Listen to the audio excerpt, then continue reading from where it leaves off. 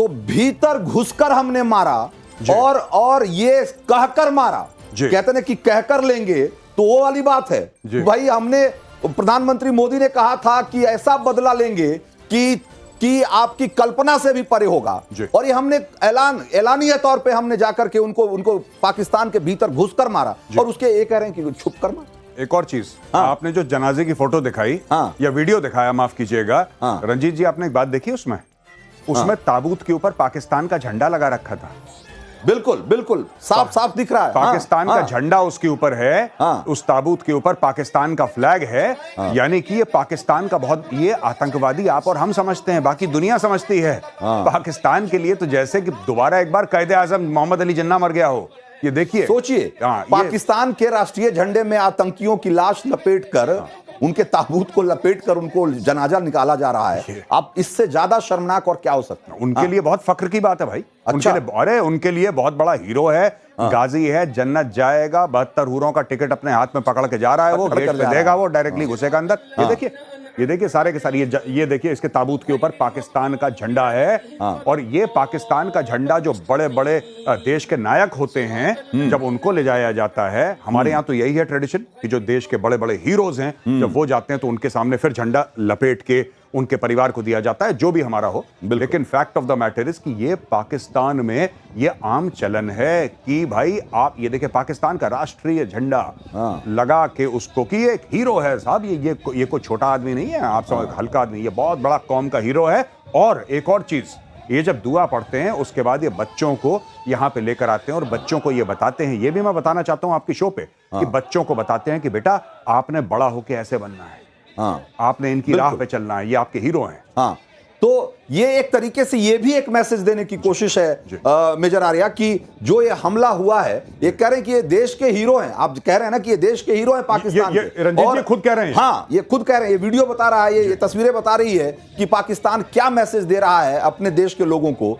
और इसके बाद पाकिस्तान जो कहा जा रहा है कि वो हमारे पास जवाब देने का हक अभी हमारा बाकी है, उसमें क्या होगा उस पर आगे चर्चा करेंगे। लेकिन ये जो शहबाज शरीफ कह रहे हैं, ये कह रहे हैं कि भाई हमको छिपकर मारा, तो भाई युद्ध में मतलब कैसे मारा जाता है लोगों को, और इतना कहकर जैसे हमने उसको मारा है, अब इससे ज्यादा क्या उम्मीद कर रहे हैं? ये इनके रडार काम नहीं कर रहे, इनके चाइनीज जो सामान लेकर ये घूम रहे हैं वो सब फिसड्डी साबित हो रहे हैं, उस पर ये बात नहीं कर रहे। अपनी झेप मिटाने के लिए कह रहे हैं कि रात में आकर मारा। मैं फिर से रिपीट करूंगा कि जब भी अटैक होता है अंधेरे में ही होता है। पाकिस्तानी फौज की, भारतीय फौज की, चाइनीज फौज की, अमेरिकन फौज की, दुनिया में कोई भी फौज हो, सबकी सिखलाई ये है, कोई बेवकूफ दिन दहाड़े जाके हमला नहीं करता।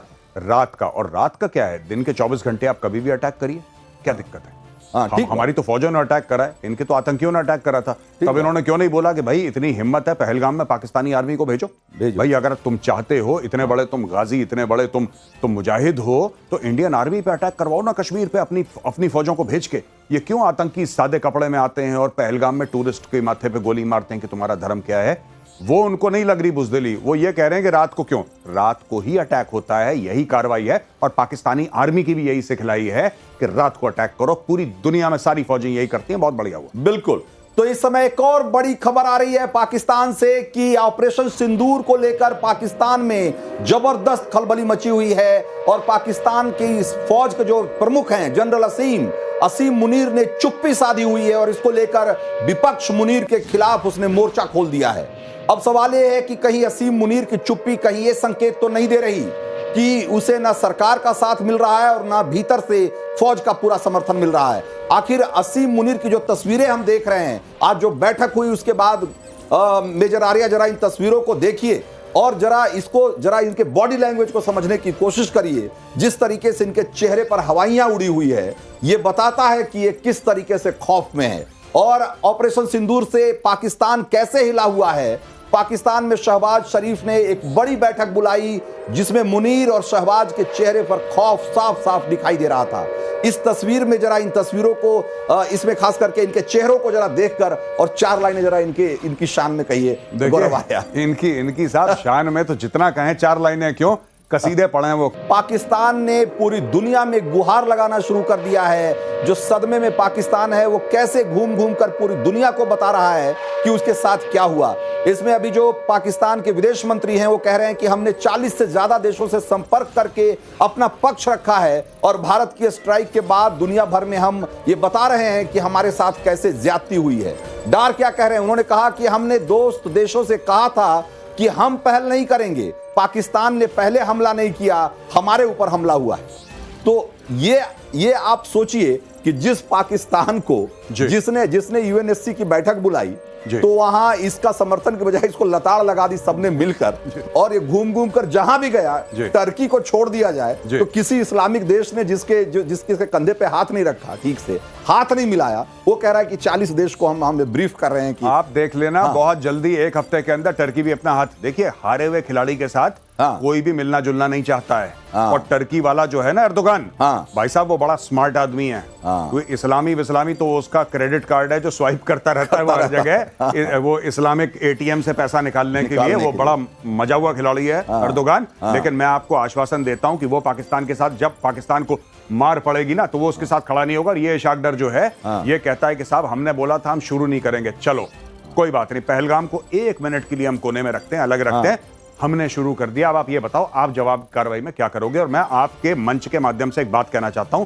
आपकी अनुमति से रंजीत जी। बताइए। मैं as an Indian army officer, former Indian army officer, आज मैं पाकिस्तानी आर्मी चीफ आसिम मुनीर से एक दरखास्त करना चाहता हूं, एक रिक्वेस्ट करना चाहता हूं कि जनरल साहब आपके ऊपर हमला हुआ है, राइट? ये कोई लाइन ऑफ कंट्रोल पे कुछ आतंकी ठिकानों पे हमला नहीं हुआ, ये दमादम मस्त कलंदर हुआ है पाकिस्तान के अंदर, ठीक है? परखच्चे उड़ा दिए छतों के, लोग इतने मारे, लाशें इतनी थी कि जेसीबी से आपने उठाई हैं, ठीक है? आज शाम को आप नमाज जनाजा पढ़ रहे हैं दोपहर को। मैं आपको ये कहना चाहता हूं कि आप भारत पे हमला कीजिए। मैं आपको कहना चाहता हूं जनरल आसिम मुनीर, आप भारत पे हमला करो सर, आप भारत पे हमला करो। और सिर्फ ऐसा नहीं कि छोटा किसी फ्यूल डंप पे, किसी एम्युनिशन डंप पे आपने हमला कर दिया और बम गिरा के आप भाग गए, नहीं। जैसे हमने हमला करा है वैसे ही अलग अलग शहरों में भारत के हमला करो। हमारे स्ट्रेटेजिक, हमारे जो ऑपरेशनल टारगेट्स हैं, हमारे फॉर्मेशंस हैं, डैम, बगलियार डैम, आपका पानी रोक दिया साहब, it's an act of war, आपने बोला था, आप वहां पे हमला करो। हम चाहते हैं आप भारत पे हमला करो, बड़ा हमला होना चाहिए, लेकिन ये छुटपुटिया टाइप का नहीं कि आए और फट से एक कोने में बम मारा रेत के टीले में और भाग गए वापस। नो, बड़ा हमला दिखना चाहिए कि आपने भारत के दांत खट्टे करे। हम भी उसी चीज का इंतजार कर रहे हैं, उसके बाद हमें जस्टिफिकेशन मिल जाएगा और बिल मुनीर को गर्दन से पकड़ के लाएंगे नई दिल्ली। हम चाहते हैं आप अटैक करो। आपका स्वागत है जनरल मुनीर। और दिल्ली लाकर क्या करेंगे? दिल्ली लाकर दिल्ली लाकर इसको नोएडा लाया जाएगा, दिल्ली नहीं लाया जाएगा। दिल्ली थोड़ा सा सेफ हो जाएगा इसके लिए, इसको नोएडा लाया जाएगा। बिल्कुल जरूरी है, ताकि इसके ठिकाने का अंदाजा नहीं मिले, ठिकाने का अंदाजा नहीं मिले। ठीक है, तो ये जो गौरव आर्या कह रहे हैं कि भाई पाकिस्तान, अगर आप कहने का मतलब ये है कि अगर आज की तारीख में कितनी भी कोशिश कर ले, जितना जोर लगा ले, उसके भीतर ये हैसियत औकात नहीं बची है कि वो रिटेलिएट भी कर सके। मैं एक बात बताता हूं कि अगर पाकिस्तान, देखिए इन्होंने बड़ी बड़ी बातें करी, इन्होंने 3-4 चीजें बोली जो आप भी सुन चुके हैं, हर भारतीय सुन चुका है, लेकिन आज की तारीख में इसको रिपीट करना बहुत जरूरी है रंजीत जी। मैं आपको बताता हूं कि इतनी हिंदुओं की लाशें होंगी कि लकड़ियां कम पड़ जाएंगी। ये उन्होंने कहा 170 न्यूक्लियर वेपन है भारत की तरफ, भारत की जमीन बंजर हो जाएगी और पुष्ट दर पुष्ट वहां पे कुछ नहीं उगेगा। दूसरा, इंडस में या तो पानी बहेगा या हिंदुओं का खून बहेगा। बिल्कुल, ये सारी चीजें बोली ना इन लोगों ने, आप भी जानते हैं बोली। तो अब वक्त आ गया है, ये ट्विटर पे फेक न्यूज चलाना कि भारत के ब्रिगेड हेडक्वार्टर को उड़ा दिया और भारत के 5 जेट, मैं कह रहा हूं जब झूठी खबर बनानी तो 5 जेट पे क्यों रुके हो यार? सीधा बोलो ना, पूरी इंडियन एयरफोर्स को गिरा दिया। जब फेंक ही रहे हो तो ऐसा फेंको कि मजा आ जाए, हमें भी सुनने। और तुम्हारी आवाम इसको अगर आसानी से मान भी लेती है तुम्हारा झूठ, तो फिर उनका दिल क्यों टूटा है? उनका दिल इसलिए टूटा है कि जब आपने मदरसे में बम मारा तो सब लोगों ने बोला कि साहब ये तो हमारे स्कूल पे बम मार दिया है, क्योंकि सब वहां पे मदरसे के पढ़े हुए हैं। बिल्कुल। तो भाई फिर आप, ये ऐसी कौम है ना, मैं इनसे कहना चाहता हूं, मैं आसिम मुनीर से कहना चाहता हूं कि छोटा मोटा, देखो जवाबी कार्रवाई आएगी पाकिस्तान से, ये तो मैं आपको बता दूं, जवाबी कार्रवाई आएगी, कुछ ना कुछ आएगी, लेकिन मैं ये कहना चाहता हूं कि कार्रवाई इतनी बड़ी हो कि हमें भी देखने में मजा आए कि हमारे ऊपर हमला हुआ है। आपको क्या लग रहा है कि अभी जो इस सिचुएशन है उसमें पाकिस्तान क्या जवाबी कार्रवाई कर रहा है? पाकिस्तान अपने हवाई जहाज भेजेगा, अपने हवाई जहाज भेजने के बाद पाकिस्तान कोशिश करेगा, एक तो लाइन ऑफ कंट्रोल को गर्म करेगा, हॉट करेगा, दूसरी चीज इन्फिल्ट्रेशन बढ़ाएगा, तीसरी चीज अपने जहाज भेज के लाइन ऑफ कंट्रोल के आसपास या इंटरनेशनल बॉर्डर के आसपास कुछ हरकत करने की कोशिश करेगा। प्रॉब्लम क्या है इनके साथ, मैं आपको बताता हूं। सबसे बड़ी पाकिस्तानियों के साथ ये प्रॉब्लम है कि इस वक्त जहां पे वो फंसे हुए हैं, उनको भी पता है कि भारत यही चाहता है। भारत ये हम चाहते हैं, इंडिया। मेरी बात हुई है कुछ ऑफिसर्स से बिल्कुल जो मेरे साथ के हैं, जो कि अभी आर्मी में काफी सीनियर हैं। वो कह रहे हैं कि वी वांट पाकिस्तान, कुछ तो करे, हम चाहते हैं। देखिए अभी तक भारत ने क्या बोला कि हमारा जो रिस्पांस था पहलगाम का वो नॉन एस्केलेटरी था, पहली चीज। दूसरी चीज हमने टेररिस्ट को मारा, तीसरी चीज हमने मिलिट्री इंस्टॉलेशंस को नहीं मारा। अब यहाँ पे जैसे मोहम्मद का कैंप तो है नहीं भारत में, या लश्कर तैयबा या हिजबुल मुजाहिदीन, इनका तो कोई कैंप नहीं है, तो मारेगा किसको? अगर ये सिविलियन टारगेट को मारता है that is an act of war, अगर ये मिलिट्री टारगेट को मारता है that is an act of war, अगर ये स्ट्रेटेजिक टारगेट जैसे बगलियार डैम है या किशनगंगा है उसको मारता है, it's an act of war. तो हम चाहते हैं कि पाकिस्तान कोई एक्ट ऑफ वॉर करे। कुल मिलाकर के वो अगर मारने की भी कोशिश करेंगे तो कोई सन्नाटे में 2-4 बम पटक के जाने के अलावा कोई ऑप्शन नहीं है उनके पास।